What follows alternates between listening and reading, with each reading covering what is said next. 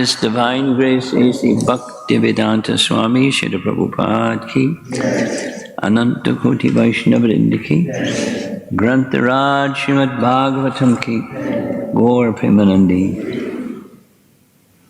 2:23:22.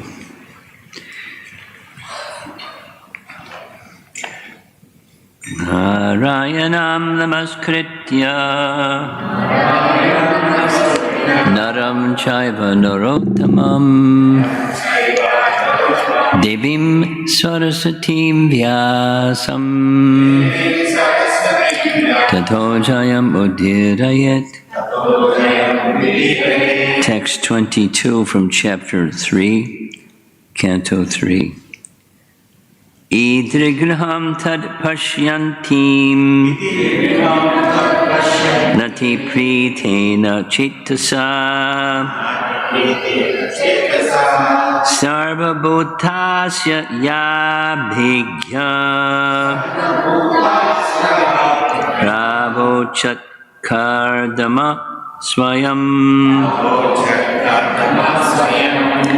Idrigriham tad pashyantim Nati pritena chittasa Sarva bhutasya yabhigya Pravochat kardama swayam.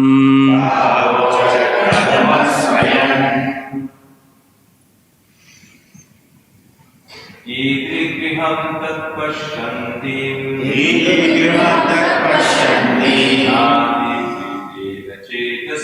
Nati pritena cetasa Sarvabhutasya vidya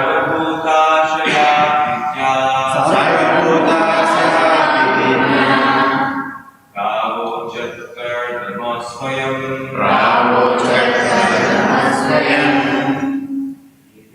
Idrigriham tat pashyantim Nati pritena cetasa Sarvabhutasya vidya Pravochat kardama swayam. Premananda. Idrigriham tat pashyantim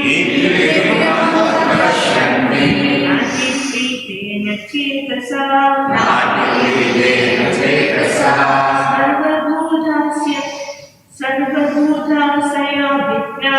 Sarvabhutasya vidya Pravochat kardama swayam. Idrigriham tat pashyantim Nati pritena cetasa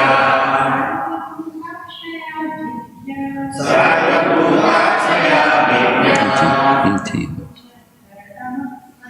Pravochat kardama swayam. Idrik, such. Griham, house. Tat, that. Pashyantim, looking at. Na arti pritena, not much pleased. Cetasa, with a heart. Sarvabhuta, of everyone. Ashaya abhidya, understanding the heart. Pravochat, he addressed. Kardama, swayam, personally. After hearing what we heard yesterday, hearing that she's not pleased. That's this morning's verse. She looked at the palace and she wasn't pleased. When he saw Devahuti looking at the gigantic, opulent palace with a displeased heart, Kardama Muni could understand her feelings because he could study the heart of anyone. Thus he personally addressed his wife as follows. Purport. Devahuti had spent a long time in the hermitage, not taking much care of her body. She was covered with dirt, and her clothing was not very nice. Kardama Muni was surprised that he could produce such a palace, and similarly, his wife, Devahuti, was also astonished. How could she live in that opulent palace? Kardama Muni could understand her astonishment, and he spoke as follows. So I'm going to read several verses, as we did yesterday, because there's no purports, are very short. My dear Devahuti, text 23, you look very much afraid. First, bathe in Lake Bindu Sarovar, created by Lord Vishnu himself, which can grant all the desires of a human being, and then mount this airplane. Purport. It is still the system to go to places of pilgrimage and take a bath in the water. There in Vrindavan, the people take bath in the river Yamuna. In other places, such as Prayag, they take bath in the river Ganges.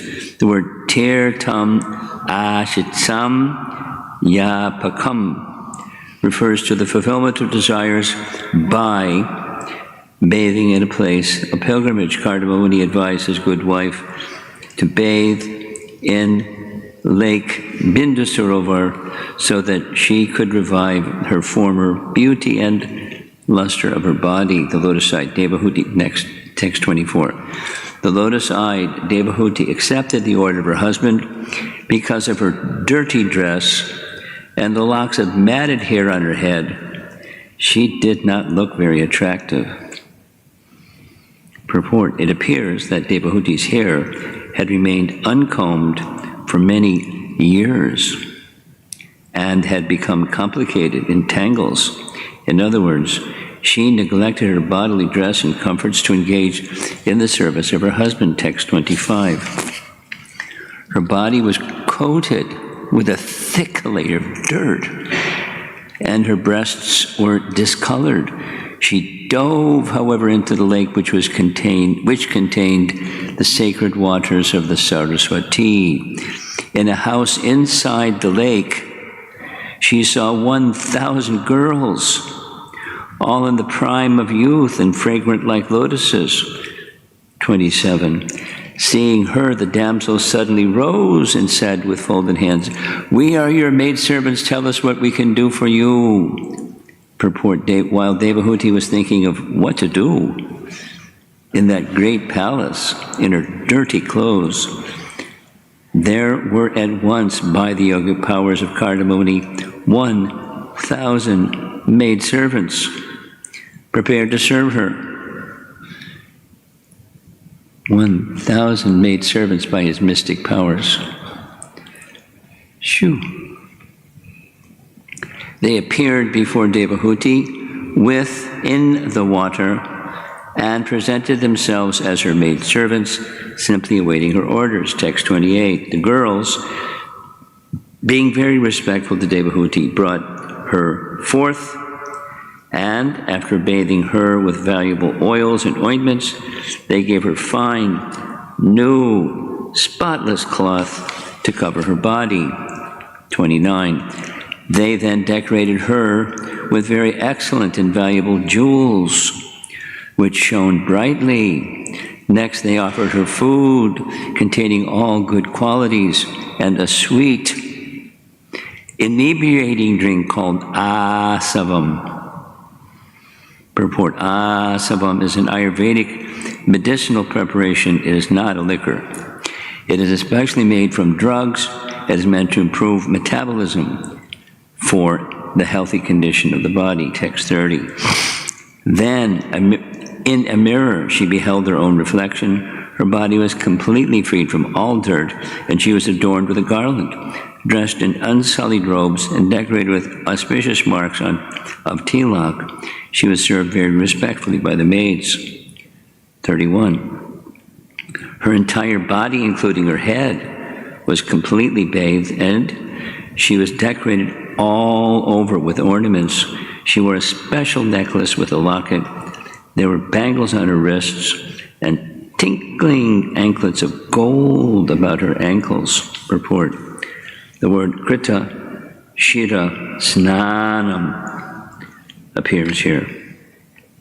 According to the Smriti Shastra's directions for daily duties, ladies are allowed to bathe daily up to the neck.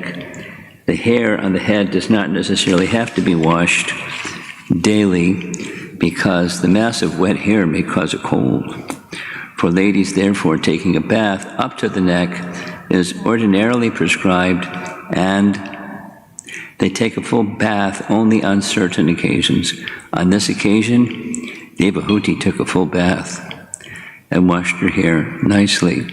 When a lady takes an ordinary bath, it is called Mala Snana, and when she takes a full bath, including the head, it is called Shira Snana. At this time, she needs sufficient oil to smear on her head.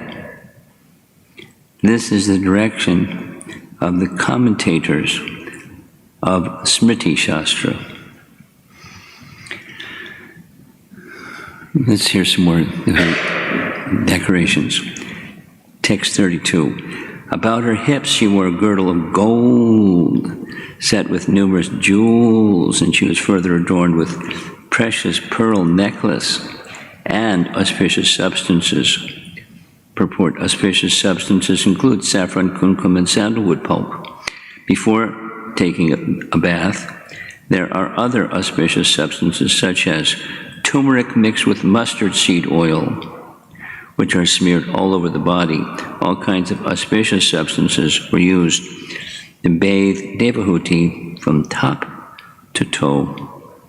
33. Her countenance shone with beautiful teeth and charming eyebrows. Her eyes, distinguished by lovely, moist corners, defeated the beauty of lotus buds. Her face was surrounded by dark curling tresses. Purport. According to Vedic culture, white teeth are very much appreciated.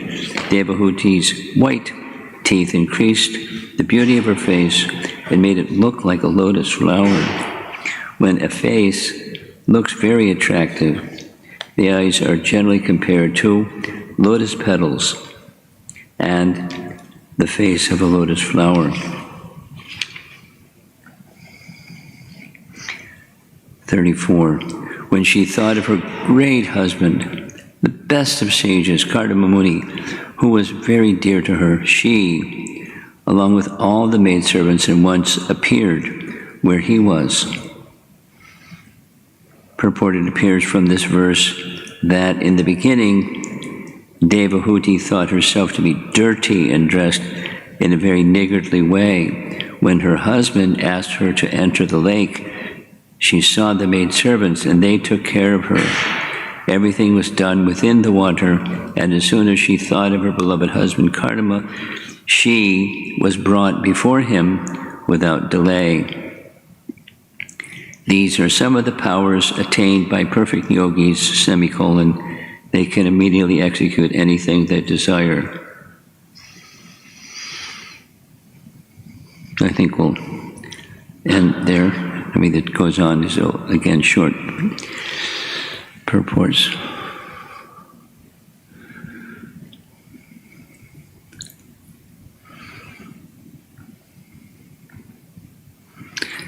Pretty amazing couple, both of them.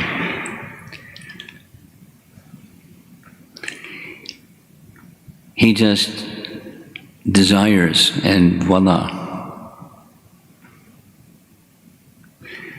And his desire, appropriate for Grahastha, was for service to his good wife, obedient wife. I mean, he understood the comforts that she had been accustomed to, and her beauty and so forth and so on, and she sacrificed all of that by her own choice to be in service to her husband, and she did what he did.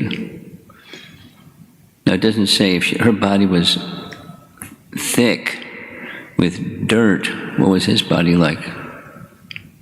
She did what he did. Who can say? Doesn't say. But she was so much absorbed that she neglected her body. She neglected her hair. She neglected her clothing. She neglected everything but one thing. And he certainly, Kardama Muni certainly recognized her devotion, and her devotion, of course, was purposeful. It was to satisfy her husband on the one hand, and to receive from her qualified husband a qualified son. So these are not inappropriate, they're appropriate desires for a qualified lady, elevated personality. And she wasn't like, had a chart. I did so much for you, you better do equal amount for me, please. There's no scorekeeping. Sometimes the scorekeeping thing goes on, but ideal is not like that. Ideal is just principle-based, and principally, she was simply serving her very, very elevated husband. He was amazed, and she was amazed. Seeing this, I mean, the description is amazing. What to speak of seeing this castle in the sky, palace, with all the embellishments.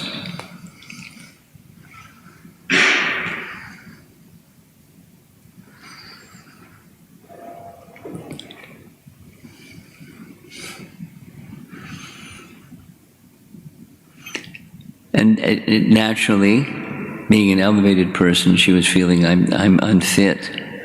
My condition is unfit to be in this palace. Look at me. So she didn't have to say it, she just felt it.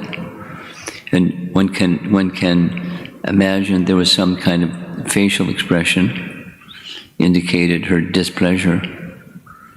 And after manifesting all of that, at the beginning I remarked, it's like, what? Displeased. Because the palace had a purpose, or the castle, the aerial mansion had a purpose. And she's not fit, it's incomplete.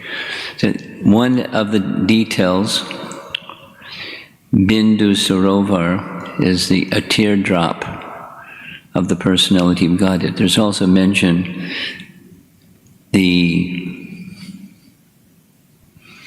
lake from the river Saraswati, because sometimes rivers have a little indentation within the land, and the lake forms within the river, or adjacent or fed by the river.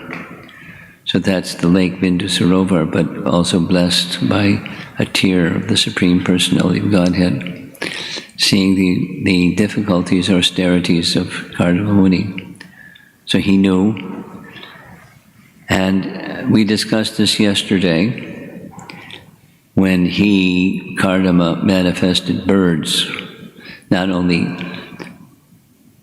inanimate objects, but animate objects, animate entities, birds. And now it's not just birds, it's ladies, 1,000 ladies. Now where did those souls come from?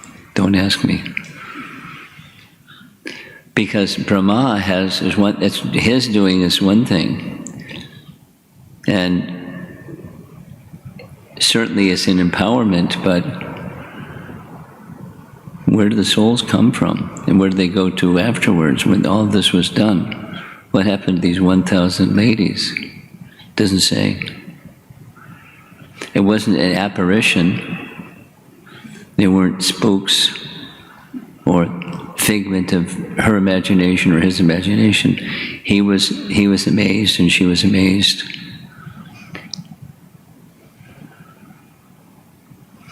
Now, as she was being cared for, it doesn't say she got so absorbed in indulging in repairing her body back to its beautiful appearance that she just forgot her husband. It does mention that she became again mindful of him, as if, there's a whole lot going on, and she was absorbed in the whole lot going on. But the principle of service unto another is even when you're doing something on the side or something that's not directly with the person who you're serving and assisting. Your thought is with the person who you're serving. And certainly that's Devahuti. So it's not like she had some lapse. But it is natural that while doing something, attention goes to the something as well as to the person for whom you're doing that something.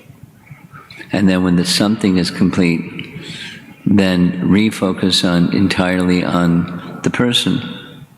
In any case, it's a nice, subtle detail. I didn't read, one could read, commentary on when she thought of her husband, what commentators might say about the before and after effect.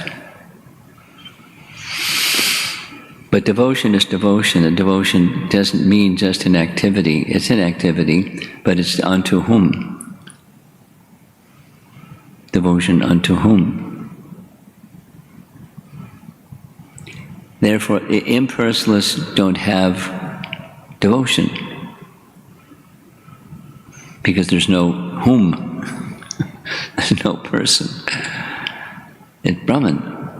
But Brahman isn't a person, Brahman is existence. Existence. Eternal existence. Withdraw from the temporary and become absorbed in eternal existence.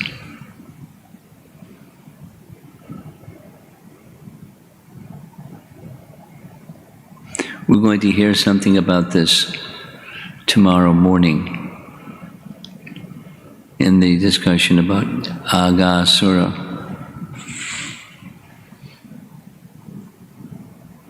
Stay tuned.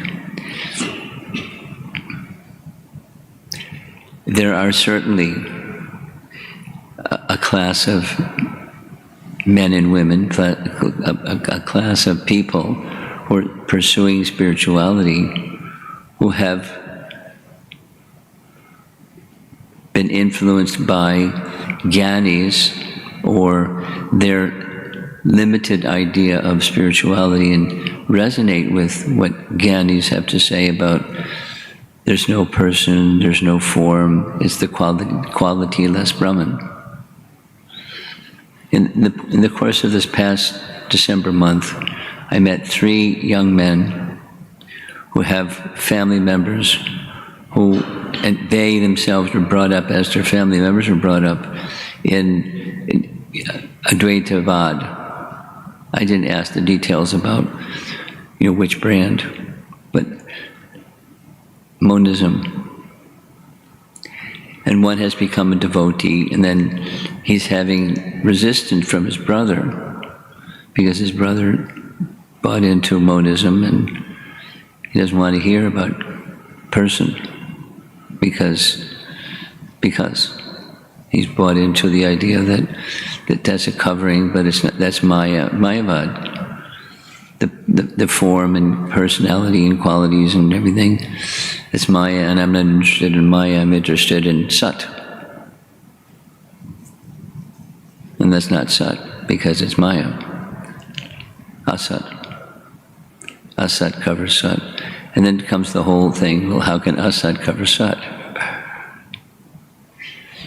Anyway, let's not go there. It's very common. It's a default position for those that have a spiritual inclination to define by negation, so the process of negation, aside from the philosophical neti, it's just a kind of a knee-jerk, it's not this, and detachment with knowledge leaves one without bhakti leads to impersonal.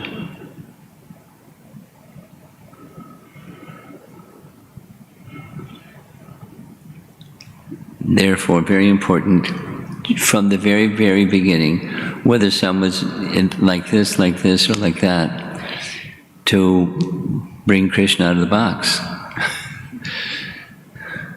And some people may object. What?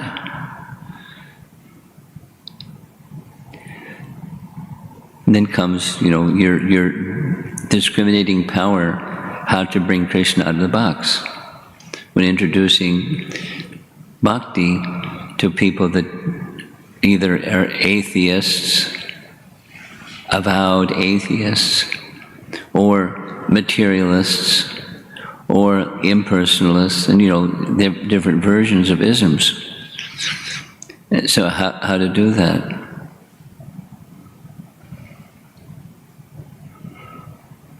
Little by little, that's how. Lots of prasadam and lots of kirtan. Little by little, depending upon the audience.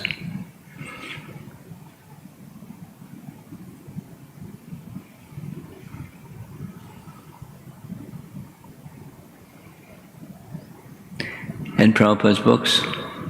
And Prabhupada can say it like, and it's okay. It's okay. Then people can question and get upset because he speaks what Krishna speaks, and Krishna doesn't speak favorably about this kind of worship and that kind of worship and so forth, attached to this conception or that conception and so forth.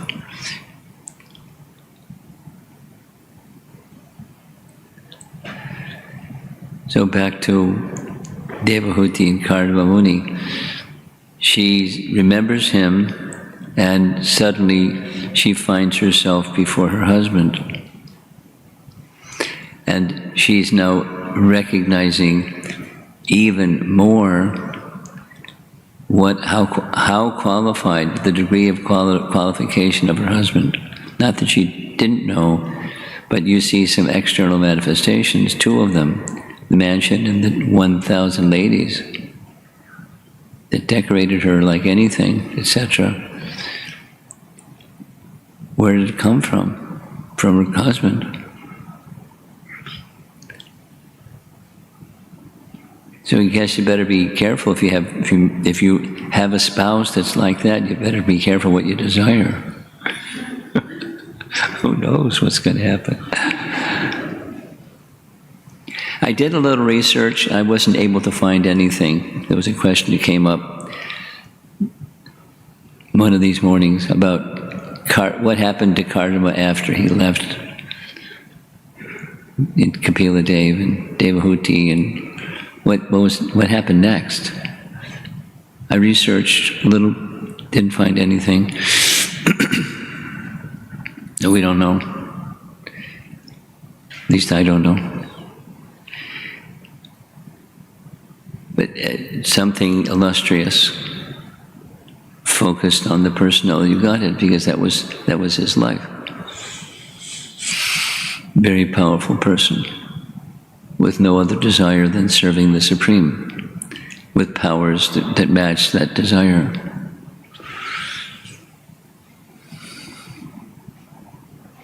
I mean, Vashishta had a Kamadhenu, and he just requested the Kamadhenu, and the cow could manifest anything. Right? Big feast, anything.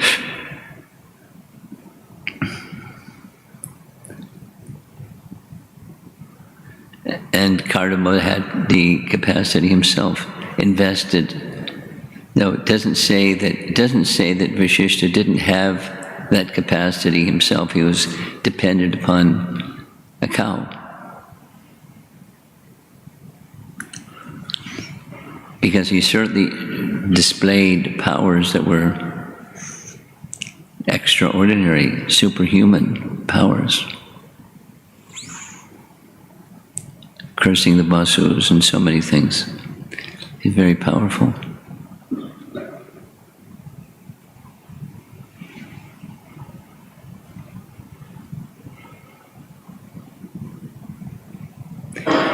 In many cases, the Vedic paradigm indicates that austerity has a capacity to give powers that one who doesn't engage in austerity doesn't have. They don't have those same powers. As if the austerity is the mother and the power is the child. That arises from austerities. That's a very limited, incomplete understanding. Yes, austerity provides strength. Yes, the control of the senses and the mind makes one stronger in the body and otherwise, extra natural, supernatural. But there's a source for that, as there's a source for everything. The ability to do those austerities, where does that come from? And another is the intention behind those austerities, like Amba and her austerities was just, get back. Get Bhishma Dev, kill him. And she became very powerful with incredible austerities and so many other nice examples. So the purpose behind the austerities is important.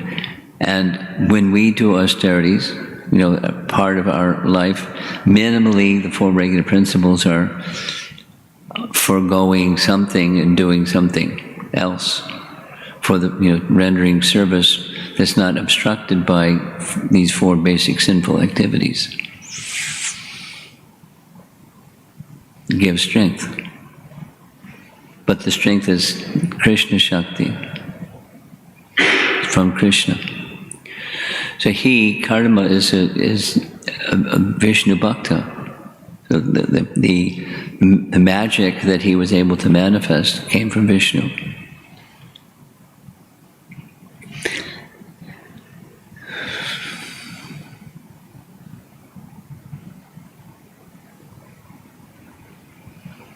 It's kind of like storybookish. Once upon a time, and then the story unfolds, and then there was a problem, and then the story further unfolds, and is it real?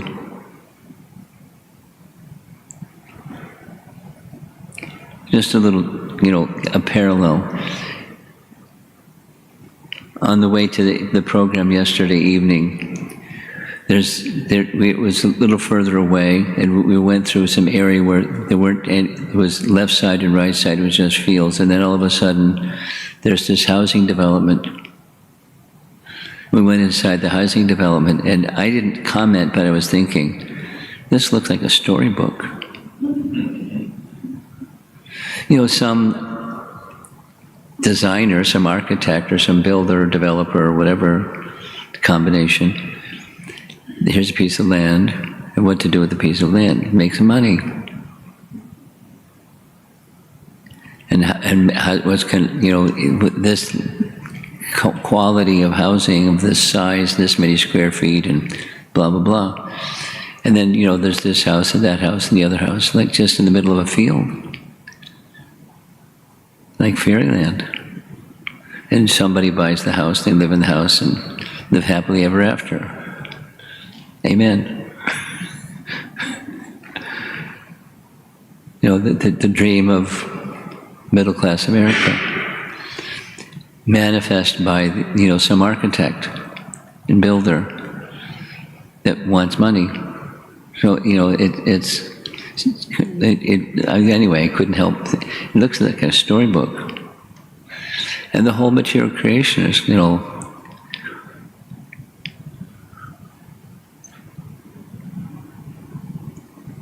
it's a manifestation of desires of living entities.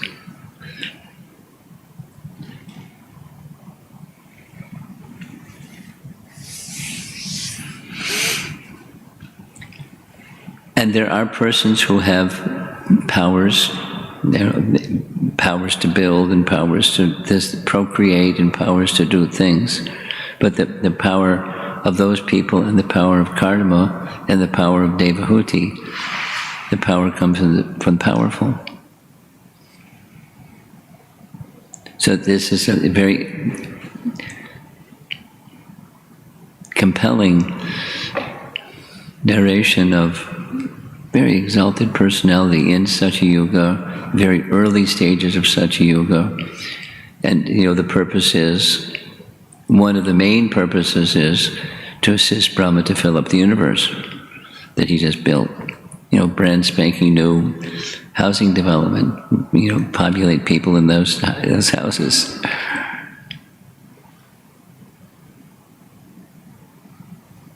But it's a different procedure than the modern procedure, that's for sure. So let's see if there's some discussion. Kardamoni and Devahuti.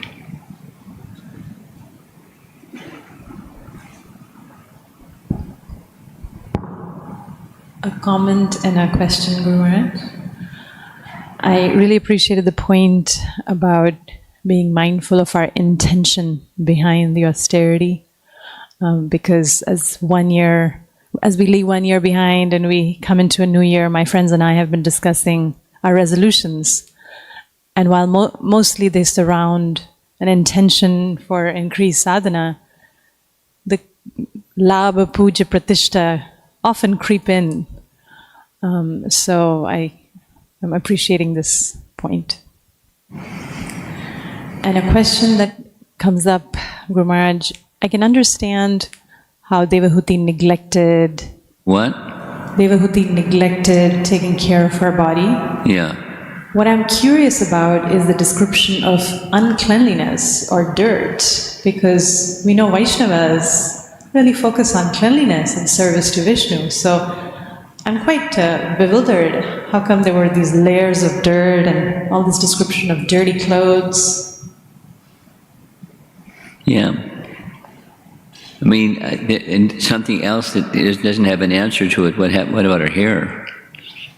The hair that's entangled from long neglect. The only thing I know is you shave the hair and they have a bald head and then it grows back. But it didn't say how the hair became unentangled. So there's a little, your question, the other one crossed my mind, your question didn't so much. Because, here's an example. When Vyasadeva was called by Satyavati, he was in an unclean state because he was engaged in austerity. He was in the midst of austerities, and it means neglect. And he didn't look good and he didn't smell good. He was dirty. And that was the condition that he was in when he came before Ambika and Ambalika. And they freaked when they saw this wild man. So I don't exactly understand it. And similarly, was Kardama Muni in an unclean, cloth is one thing, but body is another thing. Because it doesn't take much to wash a cloth and let it dry. If you have another one to wear that one's drying. We do it all the time, so why they couldn't do it, wouldn't do it, even however simple it is. It's a little puzzling. But it was like standard people that were doing, it seems that it's people that were doing the kinds of austerities that they were doing, there was neglect to the degree that dirt accumulated, became caked on. I mean, that's really uncomfortable, aside from mochi. So how can you go sushi when you're mochi? I mean, the question is a reasonable question. I don't have an answer. Somehow that was done.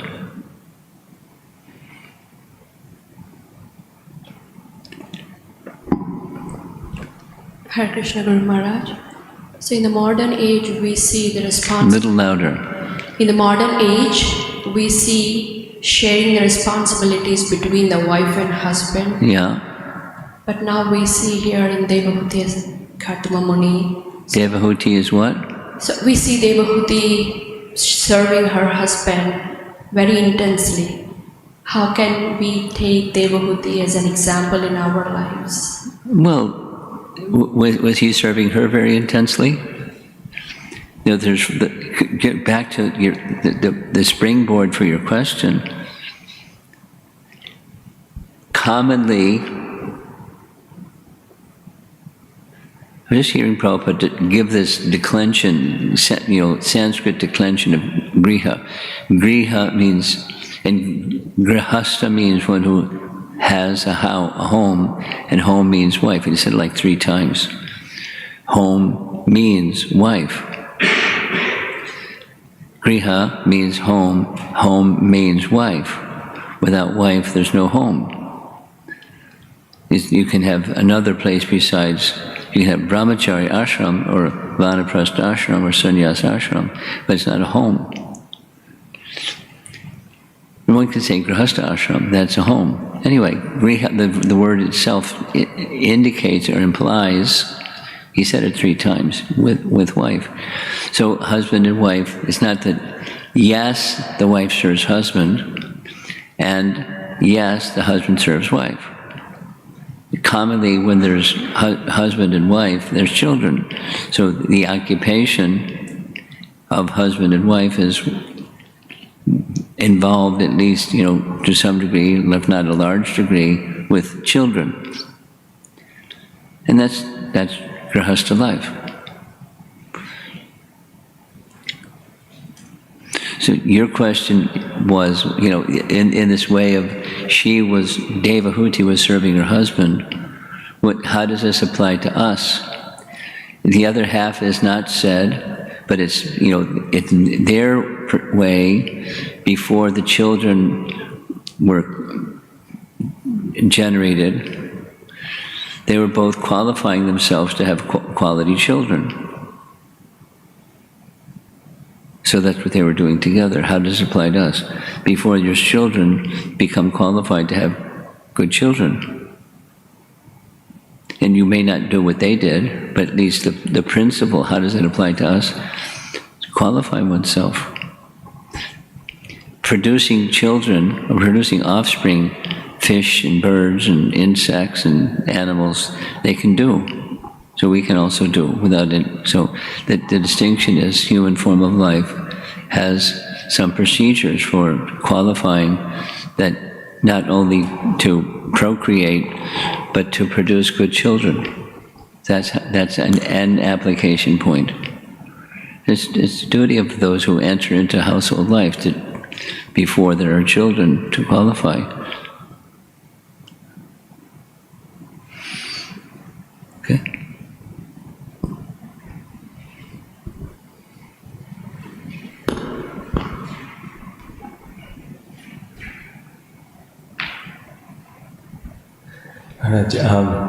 I was wondering, in the narration of Devahuti and Kartama Muni, it seems that their enjoyment is, from just reading it, it sometimes seems like their enjoyment is not so regulated. And Prabhupada often said that, Grihastha life is a license for regulated sense enjoyment. Like in yesterday's class we were reading that there are rooms for sex life, for sex enjoyment, like that. So someone reading it, a devotee could say, well, it wasn't just for procreation for children. Similarly, it was more than, what was needed, just the opulence. So again, I guess the question of example, because their life is often given as an example for us, for grihasthas. It seems more than regulated sense enjoyment. So how do we... What? Seems more than? Regulated sense enjoyment. So how do we understand that? Or is that a misreading of it? Is that a... misreading of the narration.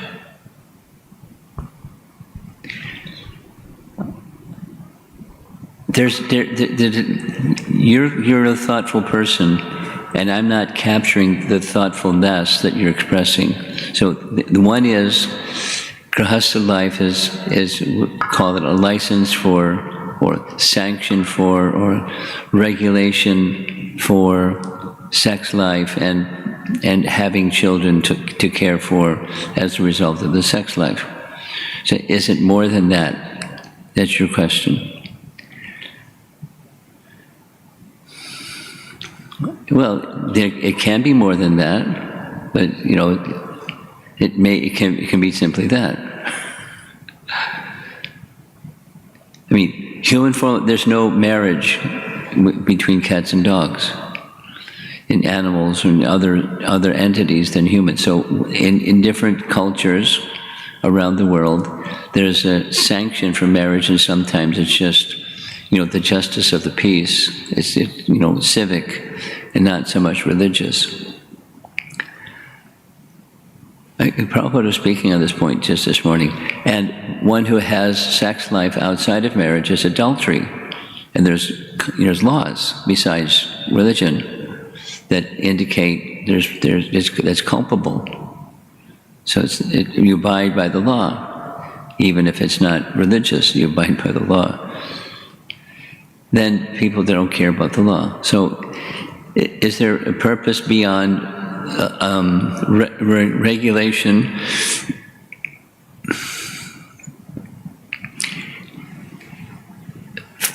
For individuals who are broad thinking, there's not so many persons broad thinking, but a broad thinking purpose is a world that's in elevated consciousness, and let me participate in being part of a world that's in elevated consciousness, and then that's another purpose besides a license for restricted sense gratification.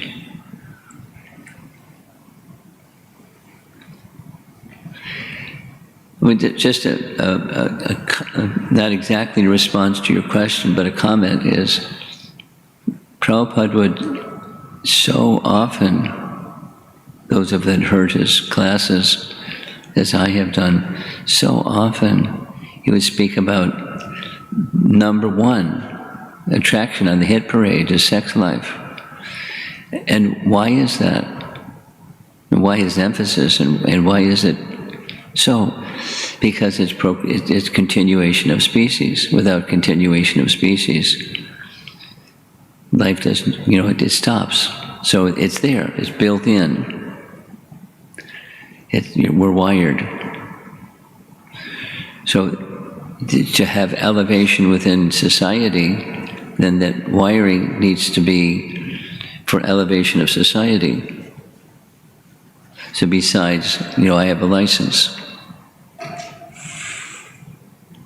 So anyway, that's an answer, one answer to your question. It's living a human life as opposed to an animal life, and human life is meant for elevation of consciousness, or ultimately God realization. So the closer that principle of the license has a higher purpose than now I have a license to indulge my senses. The higher purpose is creating a world, an atmosphere in the world where higher consciousness prevails. And let me participate in that. That's one angle or one perspective. As opposed to, down. Get a human body and live like an animal. So I'll be lawful enough or religious enough that I'll accept the confines of only within marriage, and then indulge, because now I have a license. So higher purpose. Yes.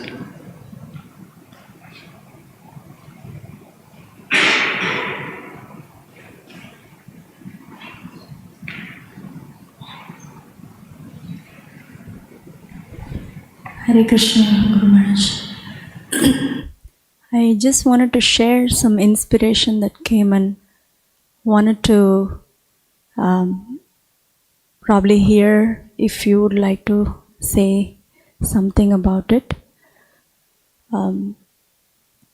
This time, hearing about Devahuti from you, this particular verses gave some insight.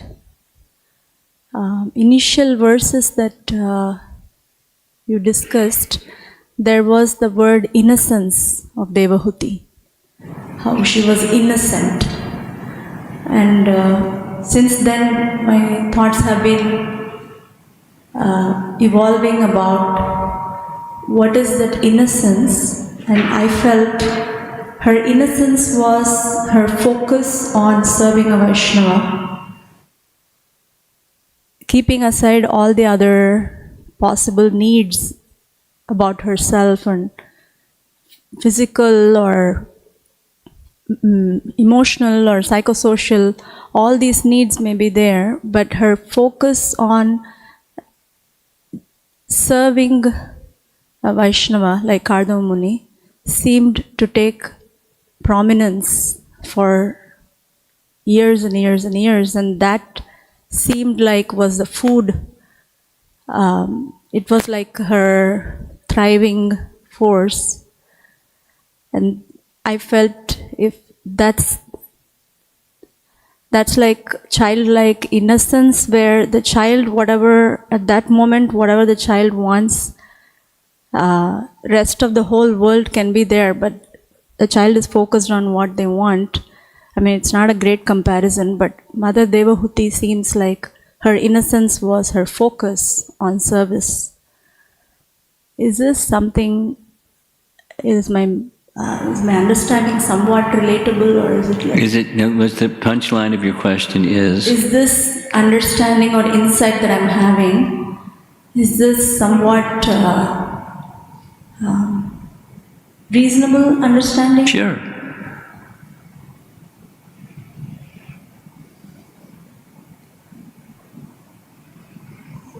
One focuses on one's primary goal of Krishna consciousness, rest of the needs actually fade. Jiver Swarpaya Nityara Krishna Das. In that mood of Krishna Das, innocence is just Krishna Das.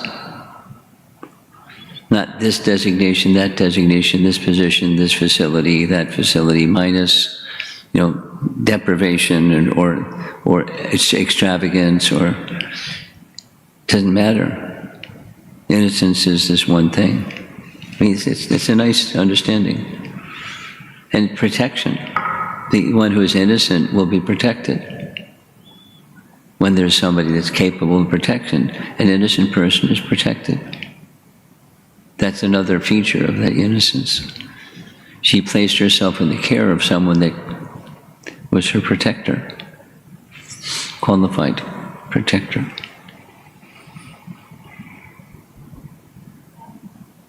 Thank you for that additional point, Guru Maharaj. It's very important to feel that shelter. And I was thinking, in the setup of Grihastha Ashram, whether it's current day or any time, the one of the activities of Krishna consciousness is, in the Grihastha Ashram setup, is to focus on one's own Krishna consciousness plus supporting or letting go of things that may come in the way of somebody else's, meaning the family member's Krishna consciousness. Itself. Say this last part again. I think it's important. So you focus on your own Krishna consciousness and be willing to let go of some of the things that may come in between supporting the family's Krishna consciousness. Things that may come in between. For example, expectations and this. I don't know, like kind of like a lower needs in relatively lower needs of of one of the spouses, you know, or the children. So basically, what I'm trying to probably say is the service in Grihastha ashram, if it is mainly the innocence here is focusing on one's own and the other person's Krishna consciousness, come what may in between. Just let go and just move on in that path of supporting. Is that maybe my thoughts are just revolving? Yeah, it sounds good, but I'm not so clear. So, why don't you think some more about it? We'll discuss it tomorrow morning. Thank you. See if we can distill it down to something that's simple. Thank you. Someone else? Srila Prabhupada ki jai.